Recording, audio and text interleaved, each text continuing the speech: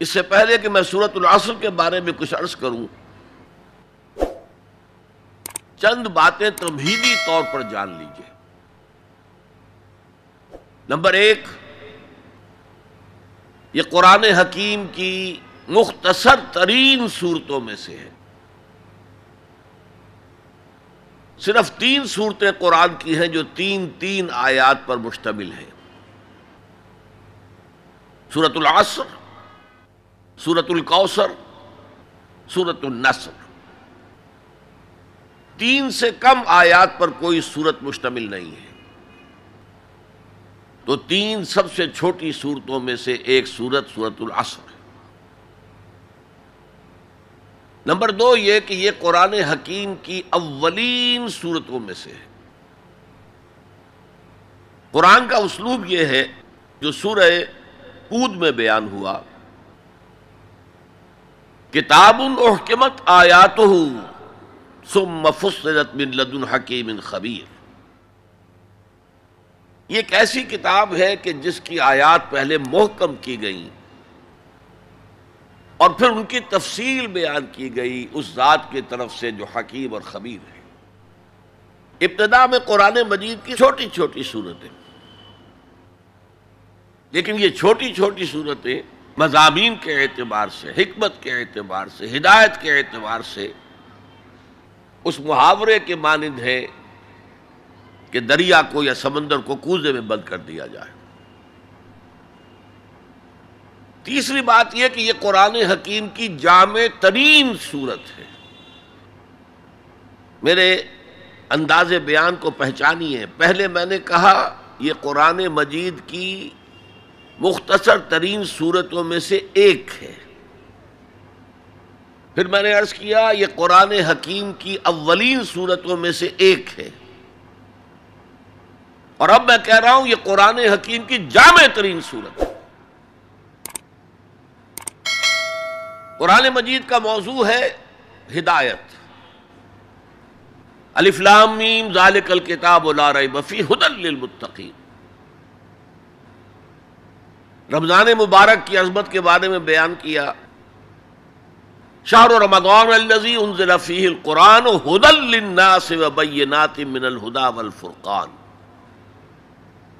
قرآن science کی کتاب نہیں ہے، اگرچہ سائنٹیفک ریفرنسز قرآن میں ہیں۔ قرآن تاریخ کی کتاب نہیں ہے، قرآن فلسفے کی کتاب نہیں ہے، یہ کتاب ہدایت ہے، فکری ہدایت، عملی ہدایت۔ اور وہ ہدایت جو ہے اس سورہ مبارکہ میں مختصر ترین الفاظ کے اندر سمو دی گئی۔ چنانچہ میں یہاں آپ کو امام شافعی رحمۃ اللہ علیہ کے 2 قول سنانا چاہتا ہوں جو اس سورہ مبارکہ کے بارے میں ہے۔ آپ نے فرمایا لو تدبر الناس هذه السورة لوسعتهم۔ اگر لوگ صرف اس ایک سورت پر تدبر کریں، غور کریں، سوچیں، فکر کریں تو یہ ان کی ہدایت کے لیے کافی ہو جائے۔ اس سے بھی زیادہ بڑا قول جو مفتی محمد عبدہ نے اپنی تفسیر پارہ عم میں بیان کیا ہے، لو لم ينزل من القرآن سواها لکفت الناس۔ اگر قرآن میں سوائے اس ایک سورت کے اور کچھ نازل نہ ہوتا تب بھی لوگوں کی ہدایت کے لیے کافی تھی۔ اسی جامعیت کی بنا پر صحابہ کرام کا ایک طرز عمل امام راضی نے لکھا ہے، کان الرجلان من اصحاب النبی صلی اللہ علیہ وسلم اذا التقیا لم يتفرقا حتى يقرأ احدهما على الاخر سورة العصر ثم يسلم احدهما على الاخر۔ نبی اکرم صلی اللہ علیہ وسلم کے صحابہ کا معمول تھا کہ جب وہ باہم ملاقات کرتے تھے تو اس وقت تک علیحدہ نہیں ہوتے تھے جب تک ایک دوسرے کو سورۃ العصر نہ سنا لیں۔ اس کے بعد وہ پھر سلام کرتے تھے اور اپنے اپنے راستے پر چلے جاتے تھے،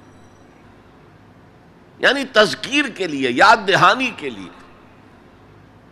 ہدایت کے جملہ مراحل کو واضح کرنے کے لیے ایک ایک لفظ میں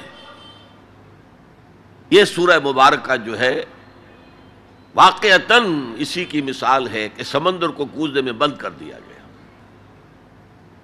ایک اعتبار سے یوں بھی کہا جا سکتا ہے کہ یہ قرآن حکیم کے مضامین کا انڈیکس ہے۔ قرآن میں کچھ تاریخی واقعات بیان ہوئے ہیں، کچھ ازل کی باتیں بتائی گئیں، آدم کی تخلیق کا مرحلہ بتایا گیا، آدم و ابلیس کا قصہ بیان کیا گیا، پھر بہت سے انبیاء کے حالات بیان کیے گئے، پھر ہمیں آخرت کی خبریں دی گئیں۔ ان سب کی طرف اشارہ ہو گیا والعصر، زمانہ گواہ ہے، ان الانسان لفی خسر الا الذین آمنوا۔ اب یہ ایک بہت بڑا عنوان ہے قرآن کے مضامین کا، بہت جامع عنوان، آمنو، کن کن چیزوں پر ایمان، کس انداز میں ایمان، یہ تشریح قرآن میں ملے گی آپ کو مکی صورتوں کے اندر۔ وعملوا الصالحات، تیسرا مضمون کیا ہے؟ اچھے اعمال، صالح اعمال، اسی کی تفسیر تو ہے، اخلاقی تعلیمات ہے، بیسک ہیومن مورالٹی کا تذکرہ ہے، پھر شریعت کے احکام ہیں، یہ کرو یہ نہ کرو، یہ سب کیا ہے؟ عمل صالح کی تفسیر ہے۔ وتواصوا بالحق، یہ کیا ہے؟ یہ مختلف عنوانات سے قرآن مجید میں مضمون آیا۔ کہیں اس کو کہا گیا امر بالمعروف نہی عن المنکر، کہیں سے کہا گیا ادعو الی سبیل ربک، اور اس کے اوپر مفصل مضامین ہے۔ اور وتواصوا بالصبر، مدنی صورتوں میں جبکہ جنگیں ہو رہی تھیں تو صبر کی جو تلقین آئی ہے، جس طرح سے آئی ہے وہ آپ کے علم میں ہے۔ تو یہی تو مضامین ہے نا قرآن کے۔ تو گویا کہ سورۃ العصر جو ہے مضامین قرآن کا ایک جامع انڈیکس ہے۔ چوتھی بات یہ نوٹ کر لیجئے کہ یہ کلام انتہائی مؤکد ہے، نہایت تاکیدی ہے۔ پہلے تو اللہ قسم کھا رہا ہے، اللہ بغیر قسم کھائے بھی کوئی بات کہے تو مستند ہے ان کا فرمایا ہوا، لیکن تاکید کے لیے والعصر، زمانے کی قسم کھائی۔